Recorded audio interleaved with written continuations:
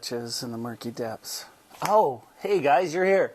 I know you're here for our book, Codename Bananas, but I'm just looking through one of my other favorite books by the same author called Mr. Stink. It's about a homeless man and a little girl. Wonderful story. If you're enjoying Codename Bananas, you might want to check out Mr. Stink at the library. All right, but before that, we need to get started with Chapter 25, Jump, from David Walliams' Codename Bananas.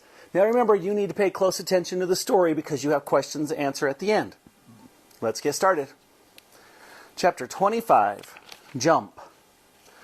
"Jump!" shouted Sid. But as high as he could jump, Eric couldn't reach the truck, which was now floating away, tied to the barrage balloon. "I can't reach it!" called Eric. "And I can't control this thing!" hollered the old man. Right now, the boy's only hope was a tall tree up ahead. The truck was floating straight towards it. If Eric could run fast enough, he might, just might, be able to scale the tree and leap onto the truck. He closed his eyes for a moment. Gertrude, he thought. What would Gertrude do? The boy had spent so many hours in the zoo watching the ape run and jump and climb, so he began running towards the tree as fast as he could. Just like a gorilla, he launched himself high into the air. Whoosh! Eric leaped at the tree. He hit his head hard on the trunk, donk, and then fell back down towards the ground again. Thud! "Eric!" shouted Sid from the truck, now sailing higher and higher into the air. The boy found his glasses, picked himself up, and climbed up the tree as if it was a ladder. When he reached as high as he could go, woof, he leaped off and landed on the bonnet of the truck. Doink! "Eric!" cried Sid from behind the steering wheel. "Uncle Sid!" It was clear how shouting at each other's names It wasn't clear how shouting at each other's names could help matters, but they did so anyway. As the truck began to tip dramatically forward with his weight, Eric began sliding down the bonnet.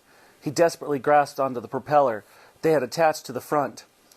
They'd known it would be useful somehow, but the boy was slipping off. "Help!" he screamed. "Hold on!" shouted Sid. "The thought had occurred to me," retorted Eric. To make matters worse, the boy's dangling legs began whacking against the tops of the tallest trees on the common. Thwack, thwack, thwack. "Hi!" With one hand holding on to the steering wheel of the truck, Sid pulled off one of his false legs, pop, and leaned out of the window as far as he could go. "Grab hold of my foot!" he cried. "You don't have any feet." "Oh, I have 10 ones, remember?" The boy's hand slipped down the propeller. He was holding on with just a finger and a thumb. Any moment now, Eric was going to plummet to his death.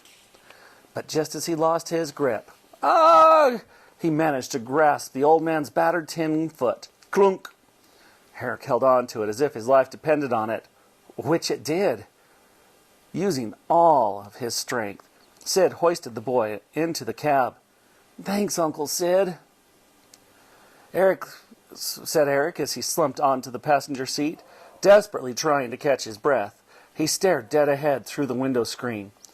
They were now heading straight for the Battersea power station.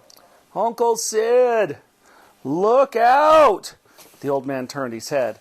Together they cried, "No!" And that's going to do it today for Chapter 25. Now remember, if you don't know the answer to one of the questions, go back and re-listen to the story. It's not that long of a chapter. So answer those questions with complete sentences, restate the question. We'll see you tomorrow for Chapter 26.